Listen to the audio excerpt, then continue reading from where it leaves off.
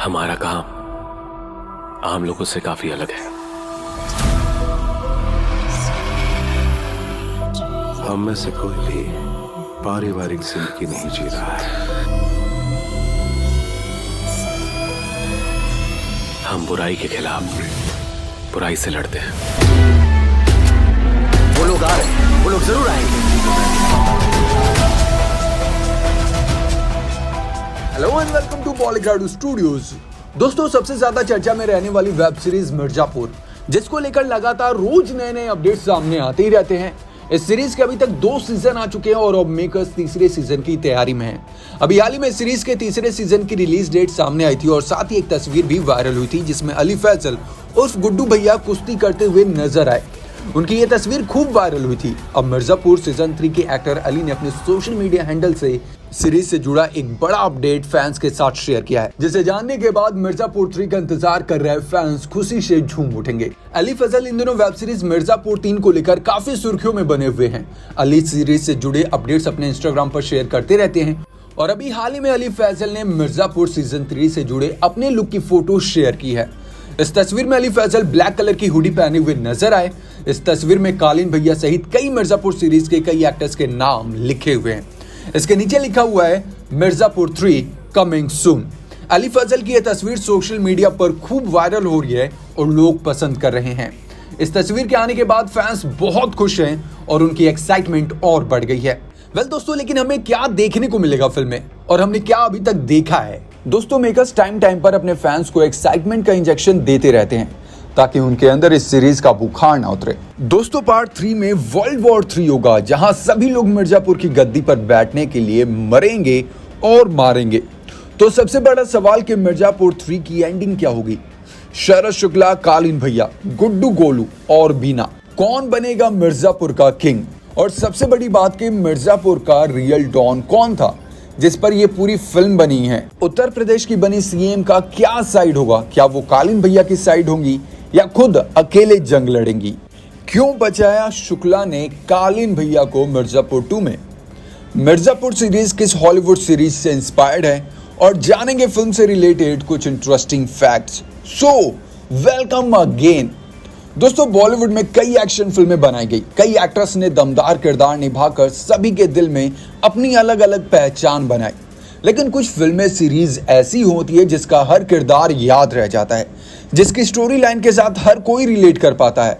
ऐसी ही सीरीज है मिर्जापुर, जिसका बहुत जल्द तीसरा सीजन आने वाला है और इस सीरीज को लेकर फैंस का क्रेज देखते ही बन रहा है।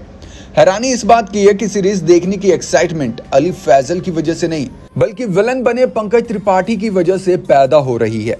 खास बात यह है कि सीरीज की शुरुआत दूल्हे को मारने से हुई थी और अगर वो दूल्हा नहीं मरता तो इस सीरीज का कोई मतलब ही नहीं रह जाता।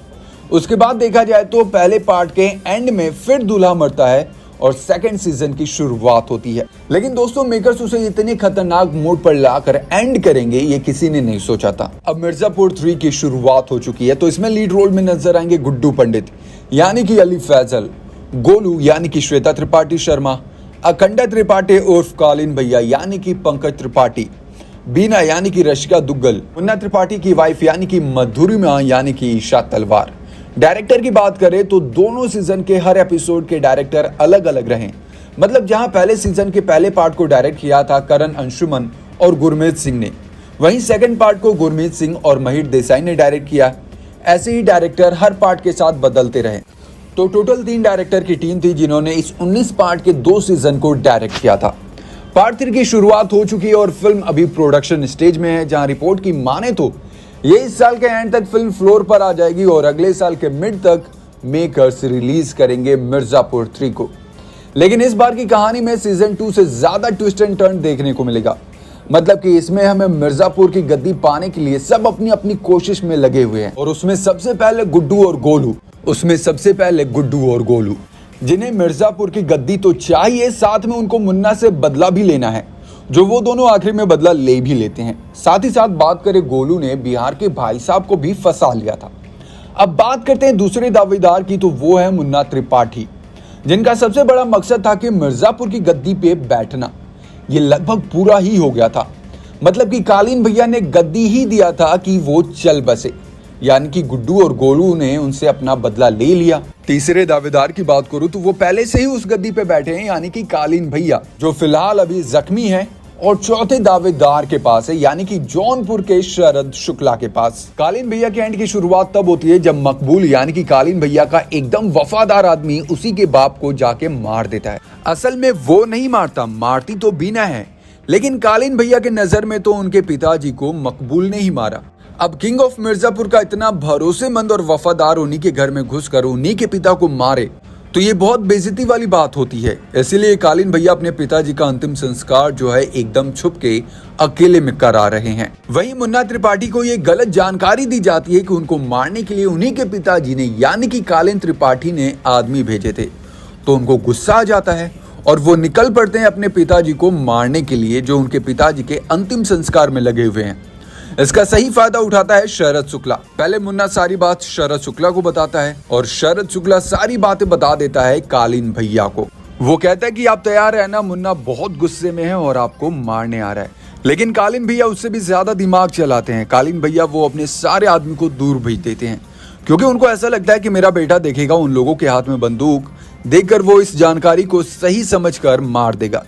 कालीन भैया को ऐसा लगता है कि मेरे आदमी दूर रहेंगे तो वो मुझे नहीं मारेगा, और एंड में ऐसा ही होता है।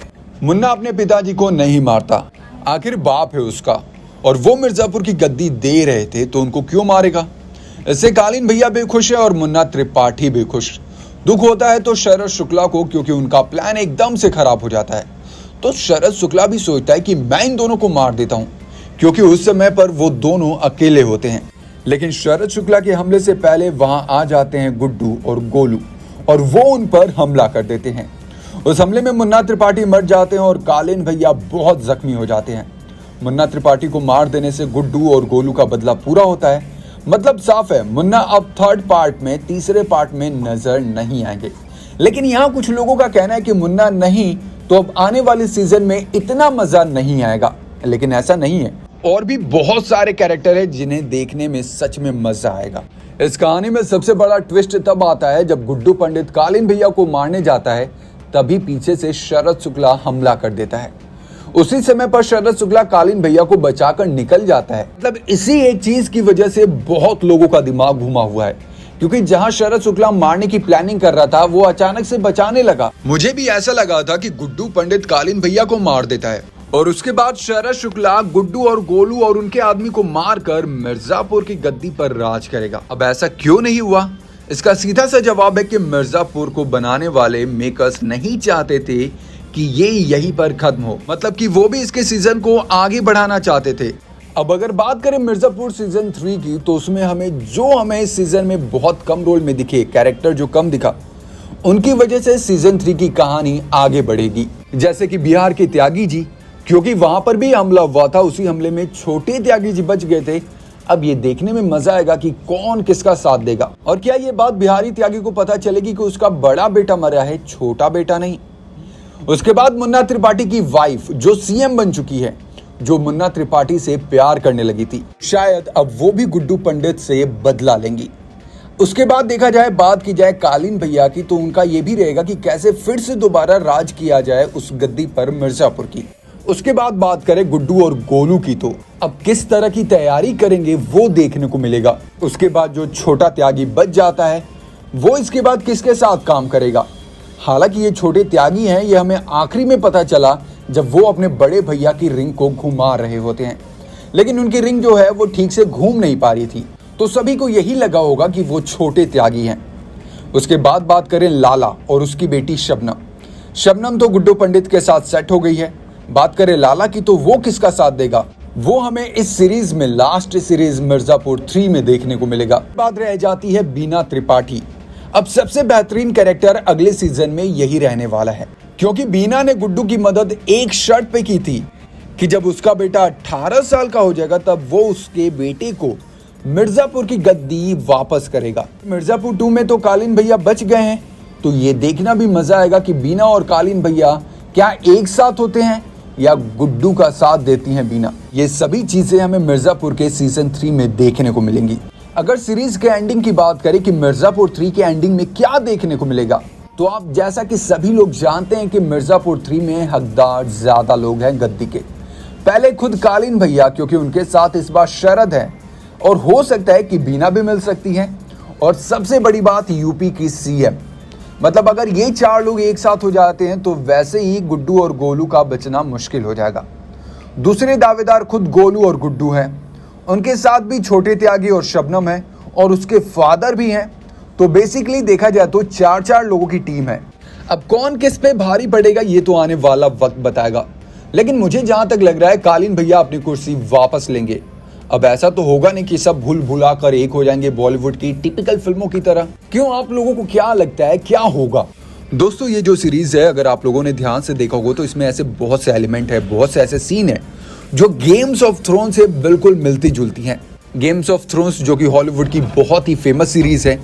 एग्जाम्पल के तौर पर देखा जाए तो मिर्जापुर सीजन 1 के फिनाले में हम देखते हैं कि मुन्ना त्रिपाठी एक शादी को हाईजैक कर लेता है और बबलू पंडित यानी कि विक्रांत मैसी, स्वीटी गुप्ता यानी कि श्रेया सहित कई लोगों का नरसंहार करता है। इस सीन को देखने के बाद लोगों ने तुरंत अपने आप को कनेक्ट किया गेम्स ऑफ थ्रोन के फेमस और बहुत ही चौंकाने वाले चैप्टर रेड वेडिंग से, क्योंकि जो हम मिर्जापुर फिनाले में देखते हैं एज इट इज ऐसा ही होता है गेम्स ऑफ थ्रोन के रेड वेडिंग में। इसी तरह का एक और सीन है जहां बाबूजी बीना त्रिपाठी को उनके घर के नौकर का लिंग काटने के लिए मजबूर करते हैं, जिसके साथ उसका शारीरिक संबंध था।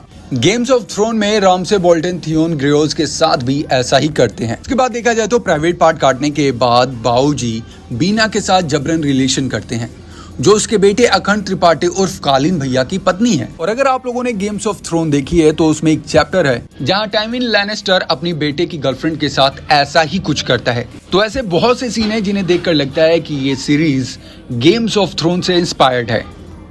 दोस्तों अमेज़न प्राइम की मिर्जापुर तीसरी वेब सीरीज है। इससे पहले आर माधवन की ब्रीद और विवेक ओबरॉय के इनसाइड एज रिलीज की गई थी, लेकिन मिर्जापुर की पॉपुलैरिटी का इससे ही पता चलता है कि इस वेब सीरीज के आने के बाद अमेज़न प्राइम वीडियो नेटफ्लिक्स के बराबर आ गया था।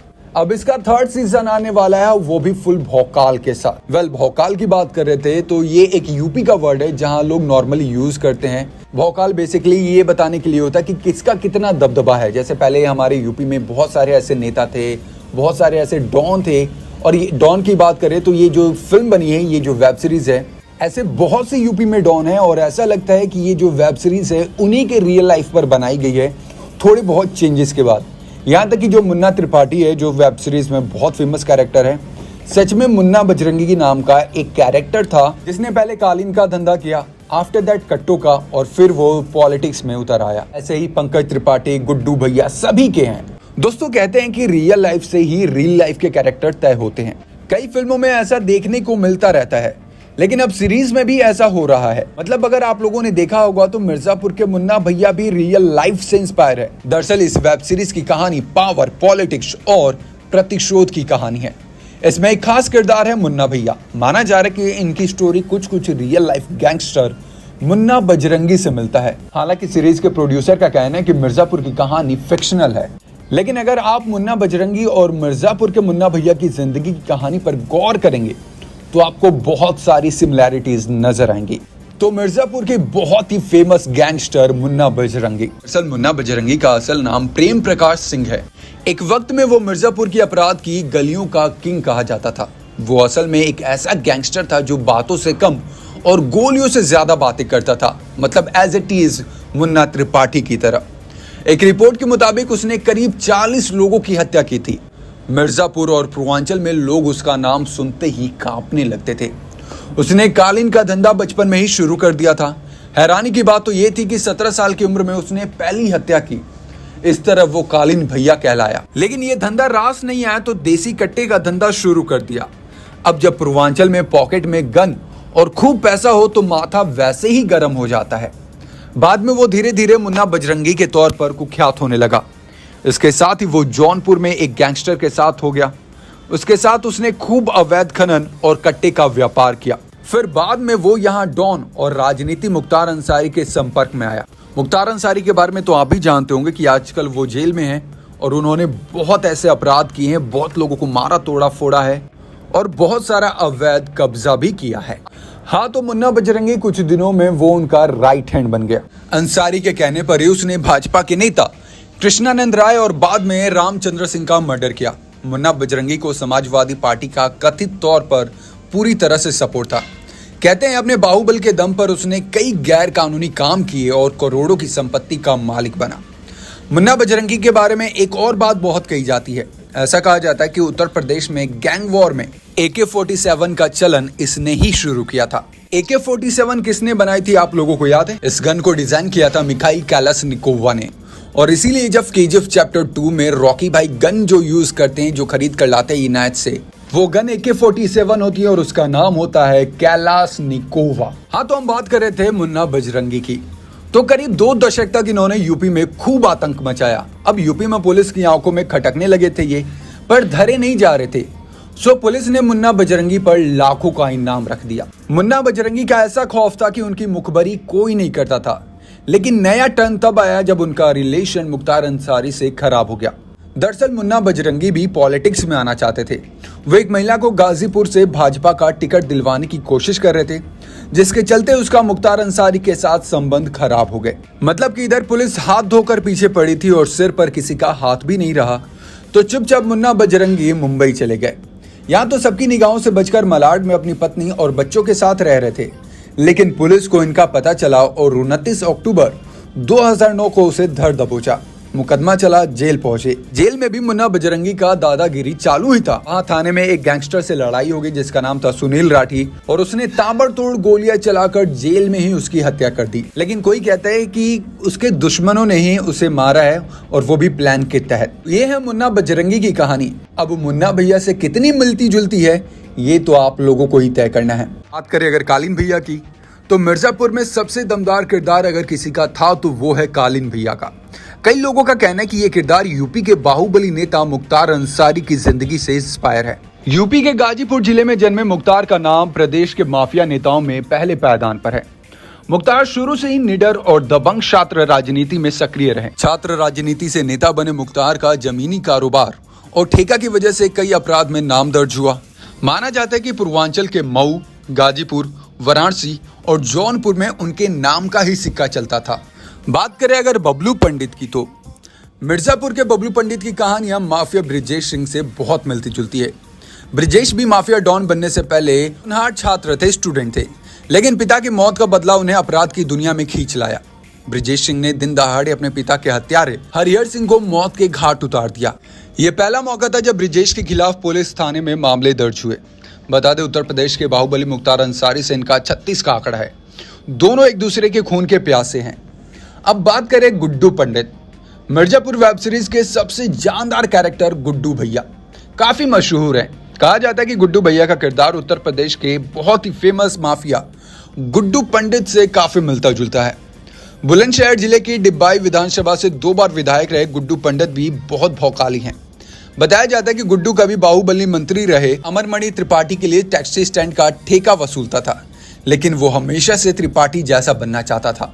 और फिर अमरमणि के जेल जाने के बाद गुड्डू पंडित ने उनकी संपत्ति भी हथिया ली और बुलंदशहर भी आ गया। और मुन्ना त्रिपाठी के बारे में तो पहले ही बता चुका हूँ। अब भौकाल बनाने का समय है 3rd सीजन का मिर्जापुर का। अब देखना है कि मेकर्स कब इसकी अनाउंसमेंट करते हैं, वो भी धमाकेदार टीजर के साथ, क्योंकि मेकर्स से इतना तो उम्मीद है कि जब भी वो कुछ रिलीज करेंगे, कोई अपडेट देंगे, तो उसका आगाज बहुत जोरदार होने वाला है। अब गुड्डू या गोलू या फिर कालीन भैया, कौन बनेगा किंग मिर्जापुर का? आपको क्या लगता है? नीचे कमेंट बॉक्स में अपनी अपनी राय जरूर शेयर करें। Thank you so much. देखते रहें बॉलीग्राड स्टूडियोज।